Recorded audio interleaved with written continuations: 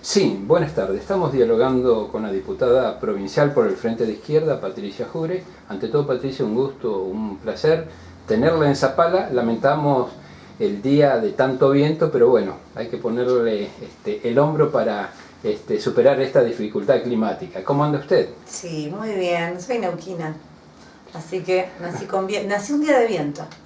Un día miércoles, un día martes, de muchísimo viento. ¿Y cuál es su ciudad de Neuquén Capital? De Neuquén Capital. Me crié en Junín de los Andes y volví a Neuquén Capital en el 84. Mire usted, así que... Ya pueden sacar cuenta cuando dije me crié y volví en el 84. No.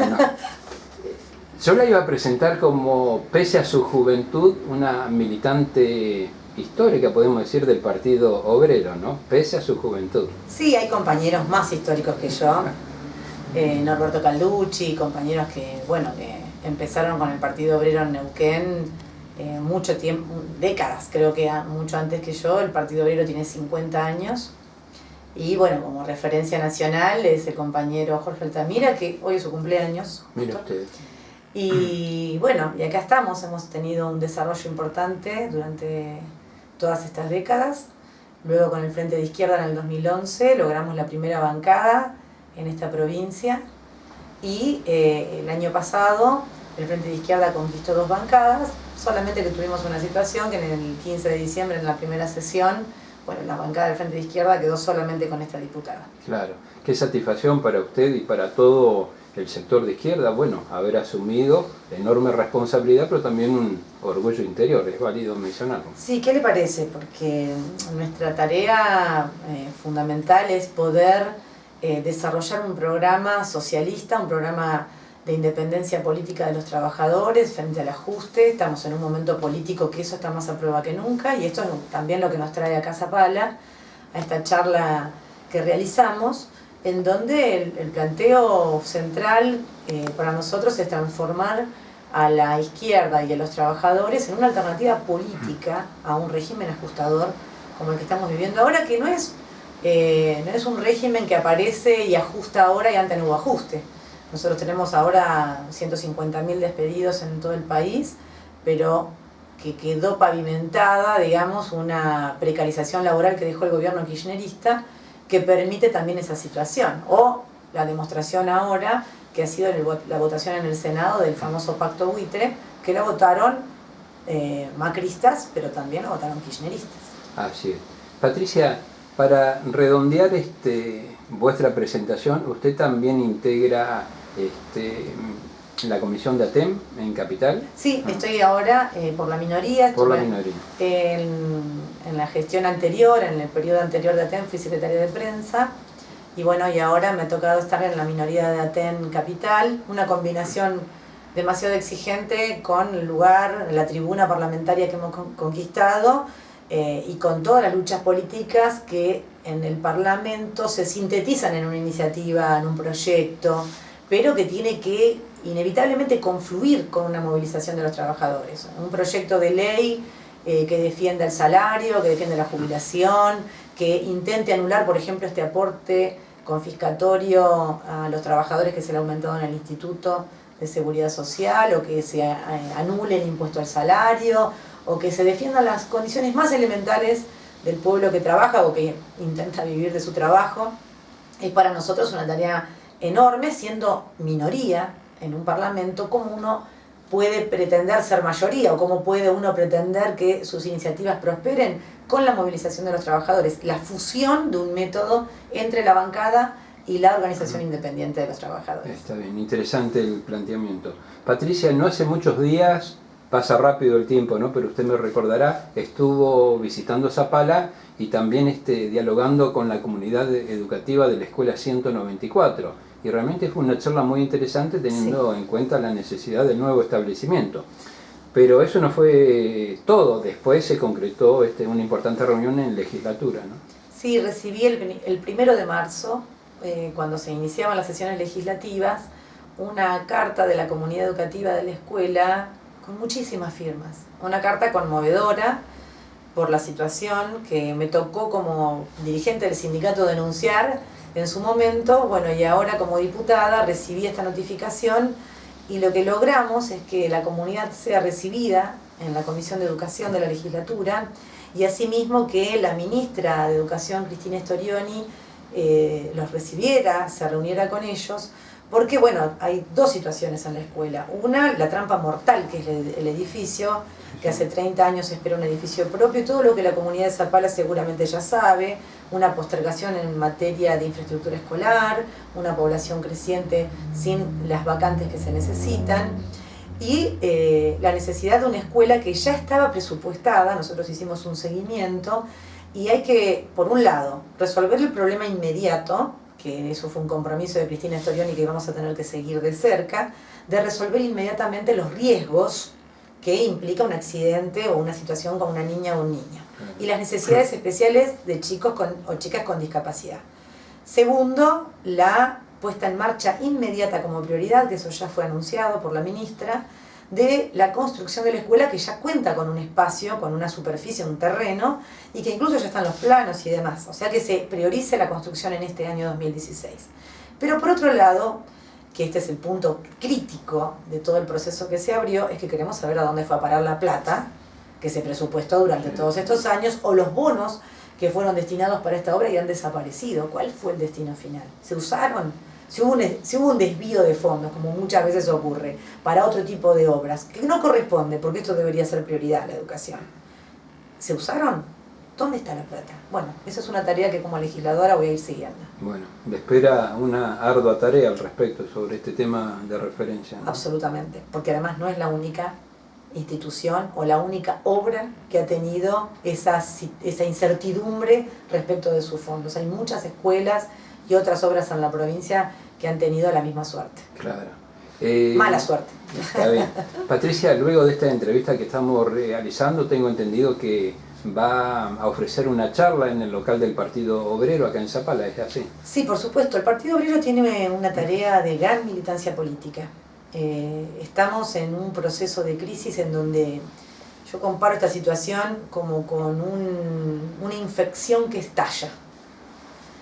Y la podredumbre política de la corrupción de un bando y de otro bando en el escenario político del gobierno que se fue y del gobierno que entró, nos tiene que llamar a reflexionar y a sacar conclusiones. Primero es que tanto el Frente para la Victoria como el PRO no tienen ninguna autoridad política para decirle a los trabajadores que tenemos que poner el hombro, que tenemos que hacer un sacrificio para sacar el país adelante, porque son los responsables de una defraudación de los dineros públicos de manera millonaria. Por un lado, lo que significó el negociado del dólar futuro, que cada 10 centavos que se devalúe el peso implican 1.200 millones de pesos que el Estado deberá cubrir para esa diferencia entre el precio del dólar que se vendió y el precio del dólar actual. Por otra parte, si el gobierno actual considera que lo que hizo el gobierno que se fue de Cristina Fernández de Kirchner es un delito, debería negarse a hacer ese pago y suspender o anular ese tipo de contratos. Y sin embargo va a pagar 80.000 millones de pesos. O sea que es un partícipe necesario si lo anterior constituyó un delito. Y por otro lado, el escándalo de Panama Papers y todo lo que tiene que ver con la fuga de capitales, la evasión fiscal y las empresas constituidas en estos paraísos fiscales, en donde es una defraudación grosera de los fondos públicos, porque mucho de la deuda de este pacto buitre que se está pagando ahora fue generado por una deuda privada, como en el caso de los Macri, que fue estatizada y ahora la estamos pagando. Pero le voy a decir algo más.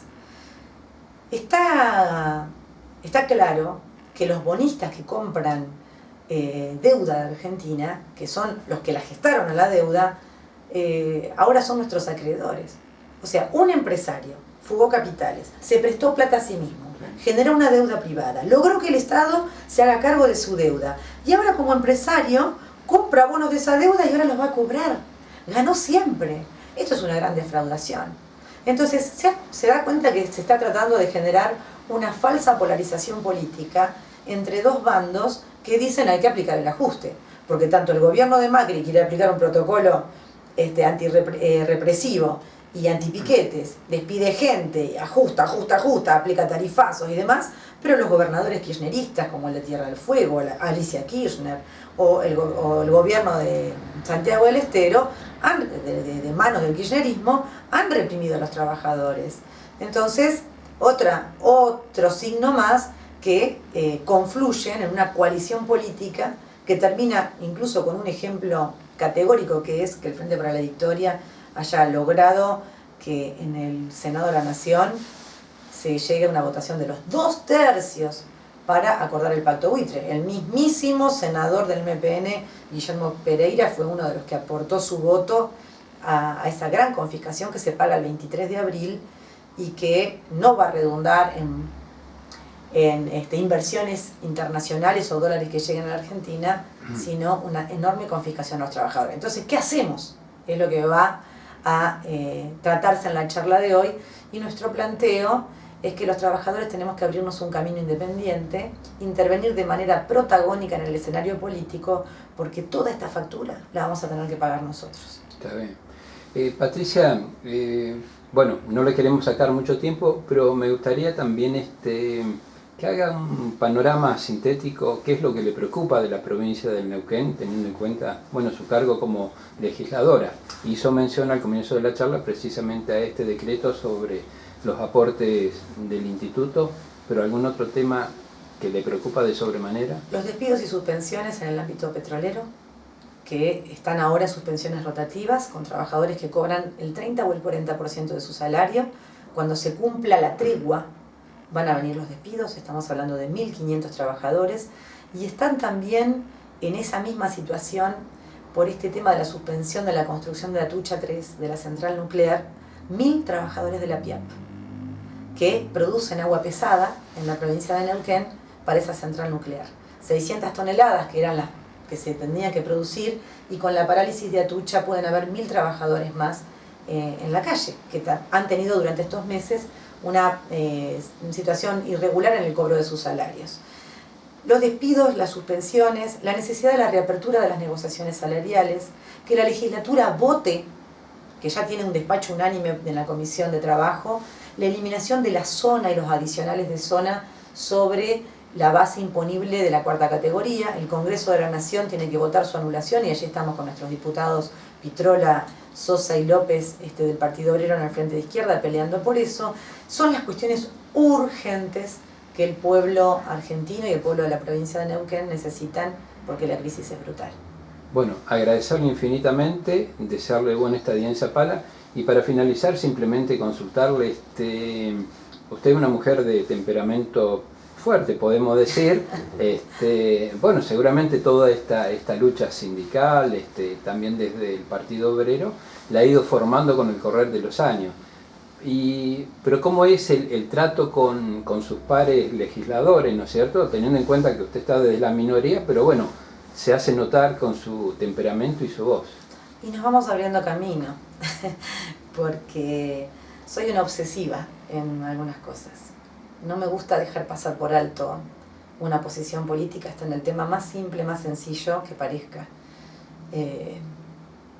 Hacemos valer en un lugar adverso a los trabajadores, porque la mayoría de los intereses que ahí se cocinan son antagónicos a las mayorías populares, y bueno, hacemos valer el lugar que hemos conquistado, y que los trabajadores vean el papel que juega el Partido Obrero y el Frente de Izquierda en un parlamento siendo minoría, porque nos permite una tribuna que amplifique la agenda de los trabajadores y que nos permita una organización. El valor que tiene mi presencia o la presencia de los legisladores del Partido Obrero en los parlamentos es que los trabajadores puedan confiar en sus propias fuerzas y poder empezar a caminar en función de construir una alternativa política propia.